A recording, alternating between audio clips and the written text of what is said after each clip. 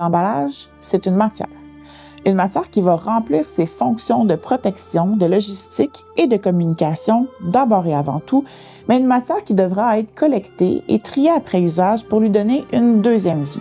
Maintenant, on parle d'harmonisation contenant emballage et imprimé, un point c'est tout à l'échelle du Québec. Donc, harmonisation de la collecte, harmonisation et standardisation au niveau des pratiques de tri, parce qu'on veut avoir la même qualité de ballot au Québec, à Montréal qu'en région.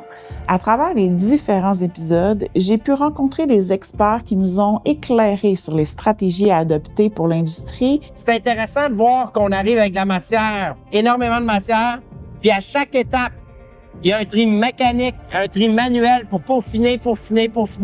Ça va être la magie à l'opère quand on voit le ballot final. Puis tout ça dans un but d'avoir le plus de chances possible que cette matière-là soit prise en charge puis qu'il y ait un recycleur qui la jette et compagnie. Exactement. En fait, c'est une question de débouché, c'est une question de qualité, c'est une question de marché.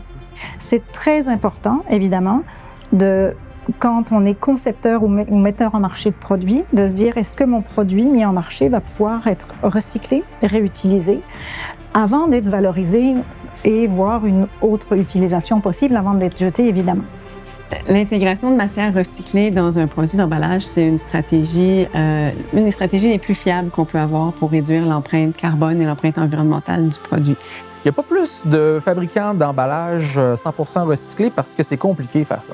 C'est de l'équipement lourd, c'est de l'équipement complexe, ce sont des procédés compliqués, puis aussi à haut risque parce que, comme je disais tantôt, la qualité du gisement, elle varie. Et donc, nécessairement, il y a un élément de risque quand on processe cette matière-là à l'interne.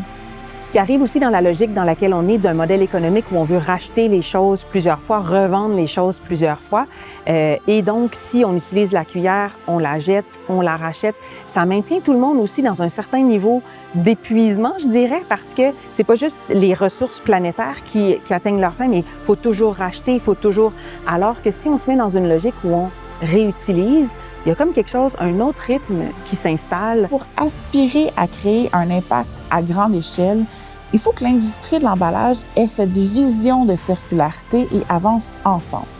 Que la réflexion se fasse à plusieurs voies avec des actions concrètes pour passer de l'idée à l'essai, même si c'est pas parfait. Et si on imaginait ensemble les prochaines étapes vers une industrie de l'emballage plus durable?